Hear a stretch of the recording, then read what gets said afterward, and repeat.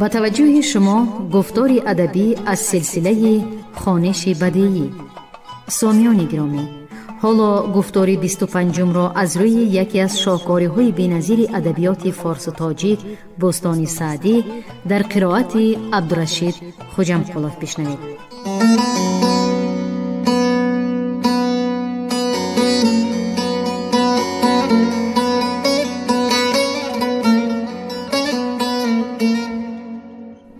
در اقصای عالم بگشتم بسی، بسر بردم ایام با هر کسی. طمع تو به هر گوشه یافتم، ز هر خرمنی خوشه یافتم. ادامه باب هفتم در عالم تربیت.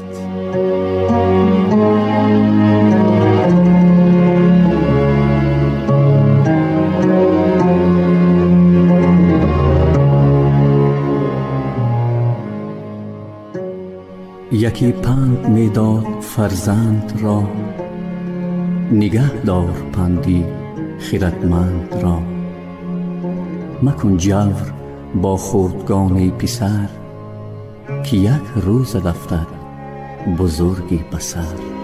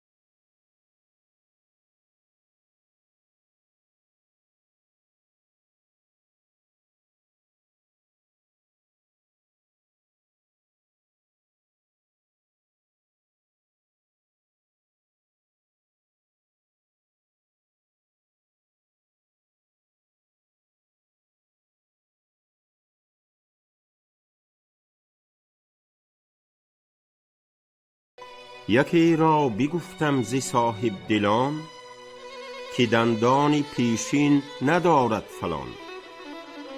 برآمد ز سودای من سرخ روی، کز این جنس بیهوده دیگر مگوی.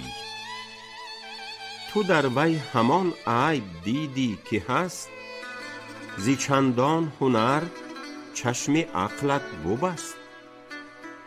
یقین بشنو از من که روزی یقین، نبینند بد مردمی نیک بین. یکی را که فضل است و فرهنگ و رای، گرش پای عصمت بلغزد ز جای. به یک خرده مپسند بر وی جفا، بزرگان چی گفتند خدما صفا.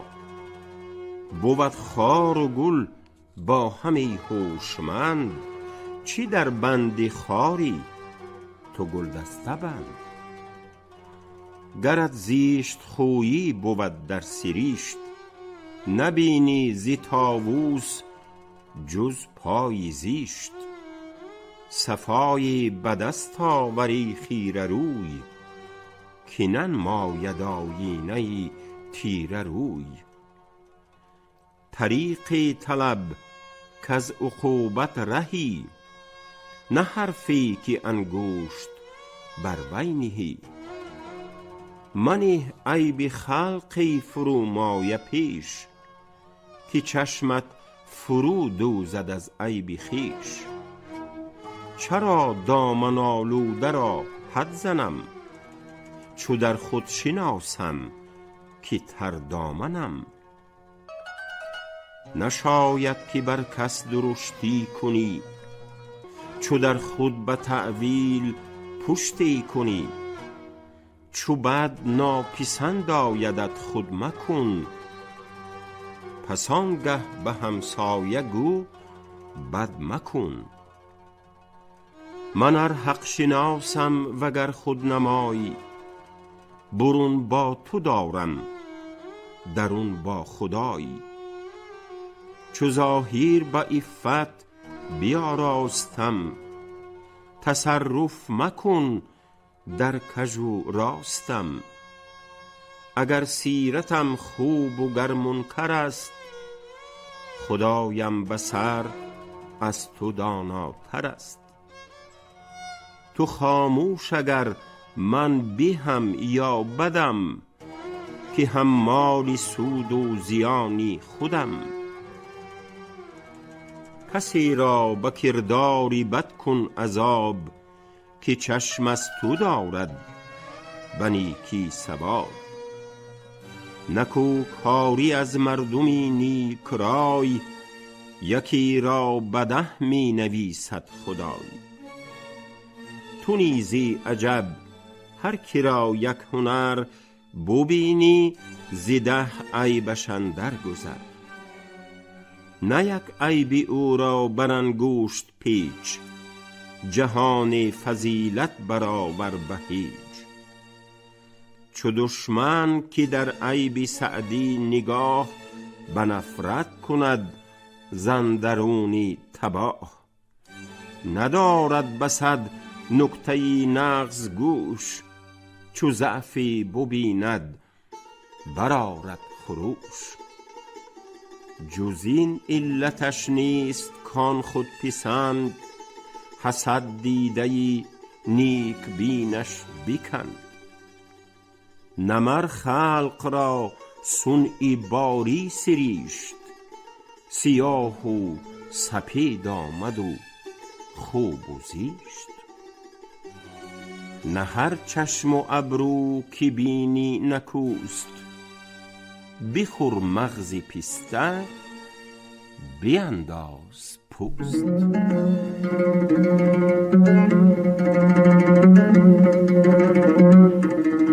زی خاک آفریدت خداوندی پاک،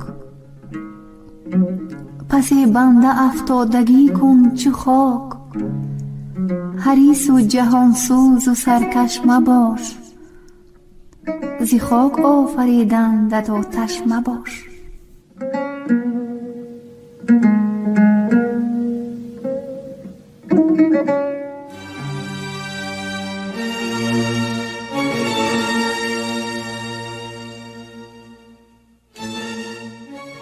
باب 8. در شکر بر عافیت.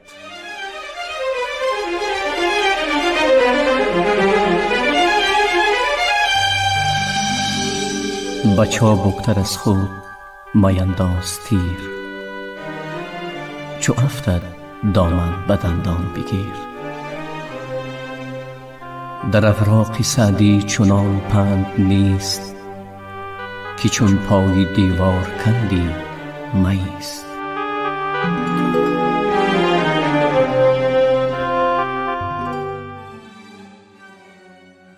نفس می نیارم زد از شکر دوست، که شکر ندانم که در خورد اوست. عطاییست هر موی از او بر تنم، چگونه به هر موی شکری کنم. ستایش خداوندی بخشنده را، که موجود کرد از عدم بنده را. کی را قوتی وصف احسان اوست، که اوصاف مستغرق شان اوست. بدیعی که شخص آفریند ز گل، روان و خرد بخشد و هوش و دل. ز پشتی پدر تا به پایان شیب، نگر تا چی تشریف دادت ز غیب. چو پاک آفریدت به هوش باش و پاک، که ننگ است ناپاک رفتن به خاک. پیاپی بیفشان از آیینه گرد، که مثقال نگیرد چو زنگار خورد. نه در ابتدا بودی آبی منی، اگر مردی از سر بدر کن منی. چو روزی به سعی آوری سوی خویش، مکن تکیه بر زوری بازوی خویش. چرا حق نمی بینی ای خودپرست، که بازو به گردیش در آورد دست. چو آید به کوشیدنت خیر پیش، به توفیق حق دان نه از سعی خویش. به سرپنجگی کس نبرده است گوی، سپاسی خداوند توفیق گوی. تو قایم به خود نیستی یک قدم، ز غیبت مدد می رسد دم بدم. نه طفلی زبان بسته بودی ز لاف، همی روزی آمد به جوفت ز ناف. چو نافش بریدند و روزی گسست، به پستان مادر در آویخت دست. غریبی که رنج آردش دهر پیش، به دارو دهند آبش از شهر خویش.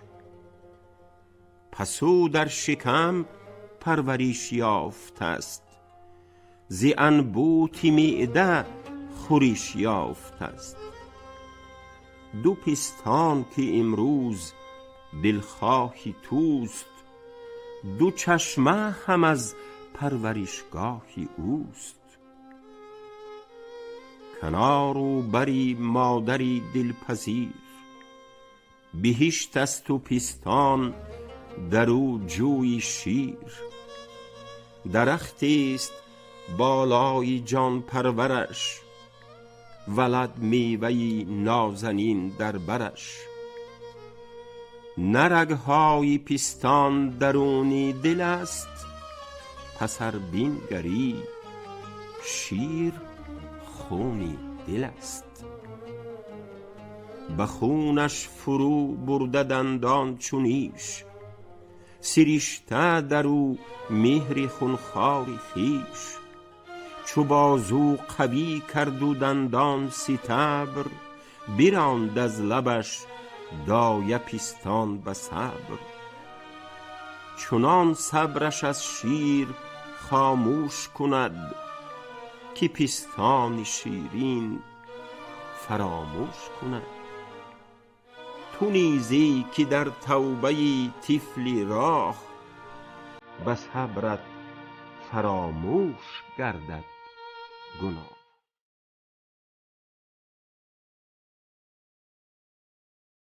سخن سودمند است اگر بشنوی، به مردان رسی گر طریقت روی. مقامی بیابی گرت ره دهند، که بر خوان عزت سماطت نهند.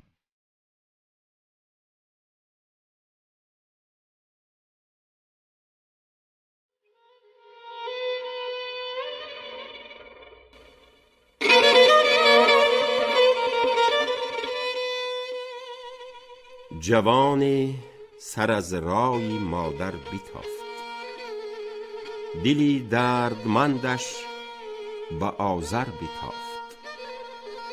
چو بیچاره شد پیشش آورد مهد، که ای سوست مهری فراموش عهد. نه گریان و درمانده بودی و خورد، که شبها ز دستی تو خوابم نبود. نه در مهد نیروی و حالت نبود، مگس راندن از خود مجالت نبود. تو آنی که از یک مگس رنجه‌ای، که امروز سالاری سرپنجه‌ای. به حال شوی باز در قعر گور، که نتوانی از خویشتن دفع مور. دیگر دیده چون برفروزد چراغ، چو کرمی لحد خورد پیهی دماغ. چو پوشیده چشمی ببینی که راه، نماند همی وقتی رفتن ز چاه. تو گر شکر کردی که با دیده ای، وگرنه تو هم چشم پوشیده ای. معلم نیاموختت فهم و رای، سرشتین صفت در نهادت خدای. گرت من کردی دلی حق نیوش، حقت عین باطل نبودی بگوش. ببین تا یک انگشت از چند بند، به صنع الهی به هم در فکند.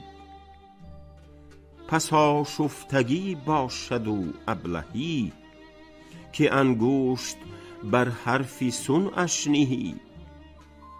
تأمل کن از بهر رفتار مرد، که چند استخوان پی زد و وصل کرد. که بی گردشی کعب و زانو و پای، نشاید قدم برگرفتن ز جای. از آن سجده بر آدمی سخت نیست، که در صلب او مهره یک لخت نیست. 200 مهره بر یک دیگر ساخت است، که گل مهره چون تو پرداخت است. رگت بر تن است ای پسندیده خوی، زمین در او 360 جوی. بسر در سر و رای و فکر و تمیز، جواره به دل به دانش عزیز. بهاییم بر او اندر افتاده خوار، تو همچون علف بر قدم ها سوار.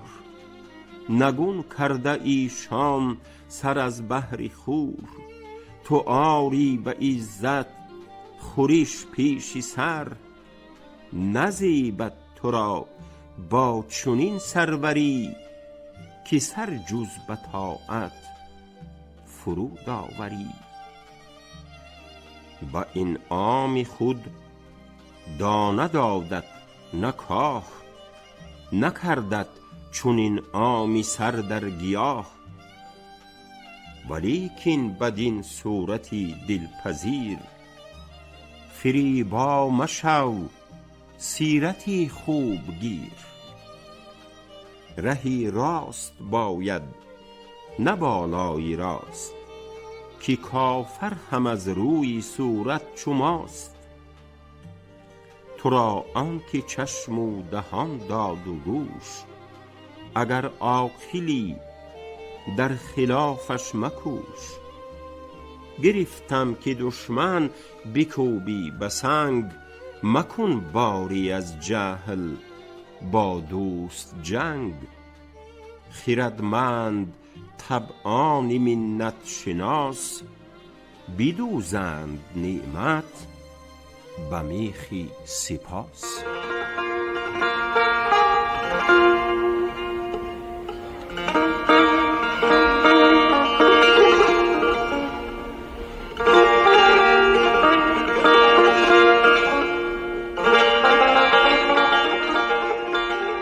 الا تا نپیچی سر از عدل و راه، که مردم زی دستت نپیچند پا. گریزد رعیت زی بیدادگر، کند نام زشتش به گیتی ثمر. بسی بر نیاید که بنیاد خود، بکند آن که بنهاد بنیاد بر.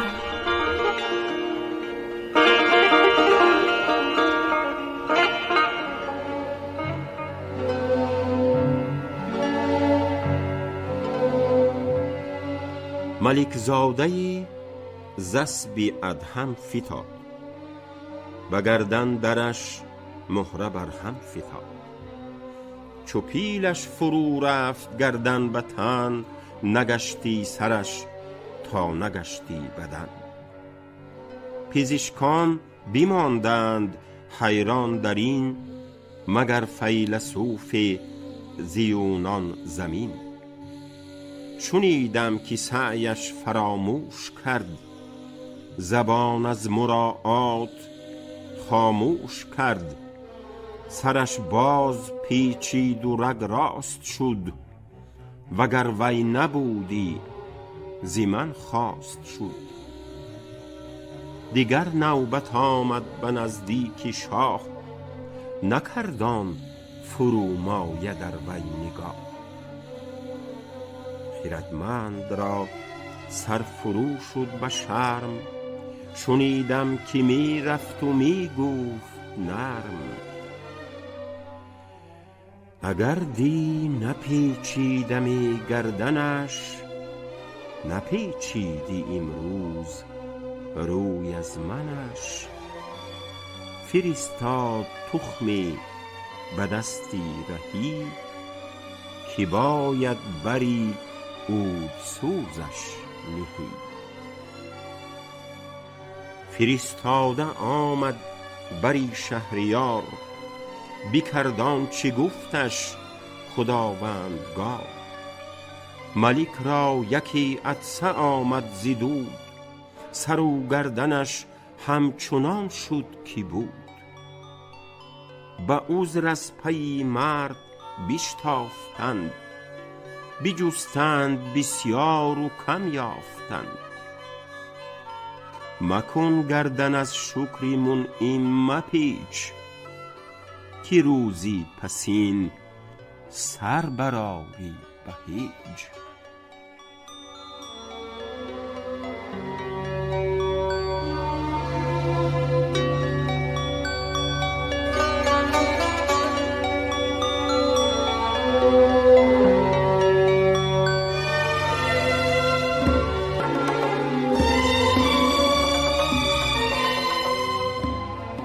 یکی گوش کودک بیماری سخت، که ای بوالعجب رایی برگشته بخت. تو را تیشه دادم که هیزم شکن، نگفتم که دیواری مسجد بکن. زبان آمد از بحر شکر و سپاس، به غیبت نگرداندش حق شناس. گذرگاه قرآن و پند است گوش، به بهتان و باطل شنودن مکوش.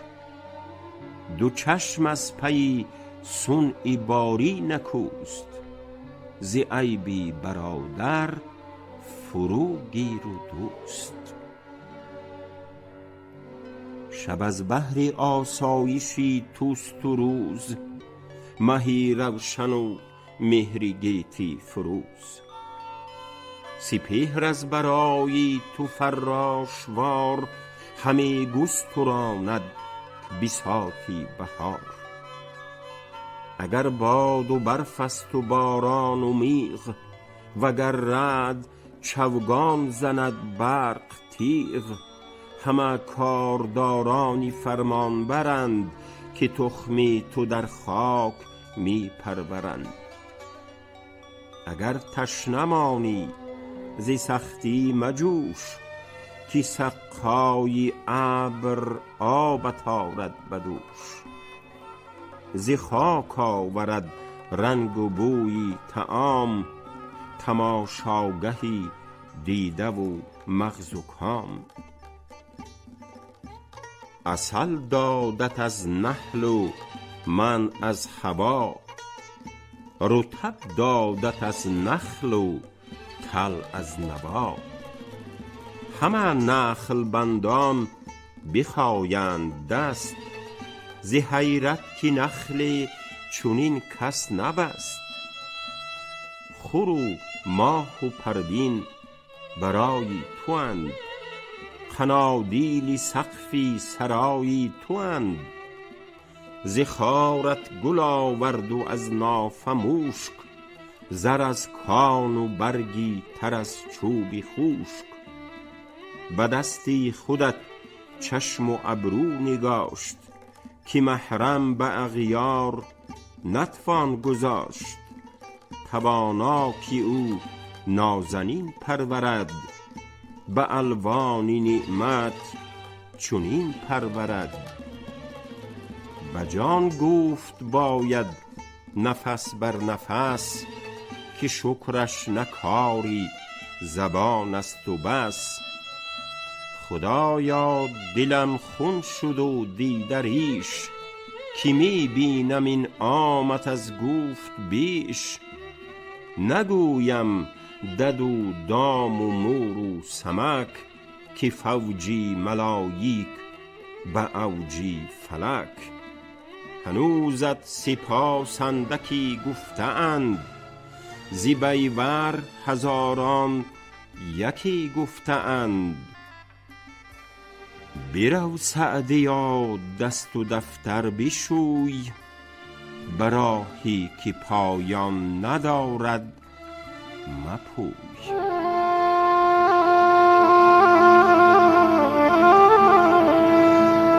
الا ای خردمند بسیار هوش، اگر هوشمندی به من دار گوش.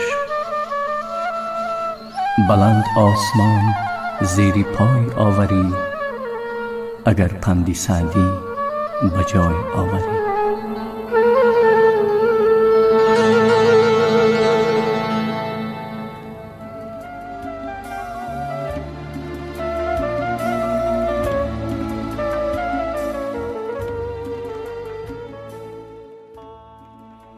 نداند کسی قدر روزی خوشی، مگر روزی افتد به سختی کشی.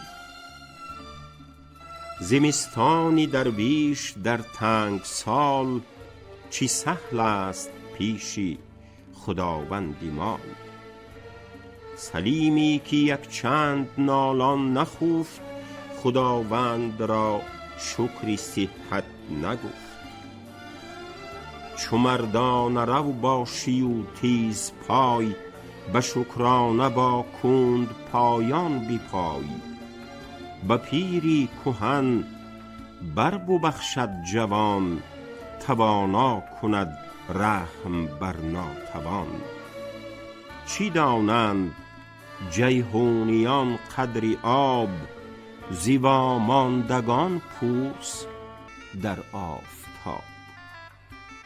عرب را که در دجله باشد قعود، چه غم باشد از تشنگانی زرود. کسی قیمتی تندرستی شناخت، که یک چند بیچاره در تب گداخت. تو را تیره شب کی نماید دراز، که غلطی ز پهلو و پهلوی ناز. براندیش از افتان و خیزانی تب، که رنجور داند درازی شب. به بانگ دهل خواجه بیدار گشت، چی داند شبی پاسبان چون گذشت.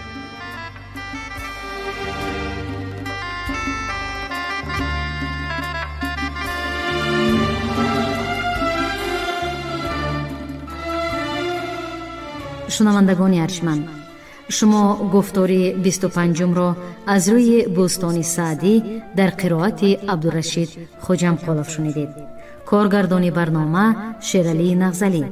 پایان گفتاری ادبی از سلسله خوانش بدیعی.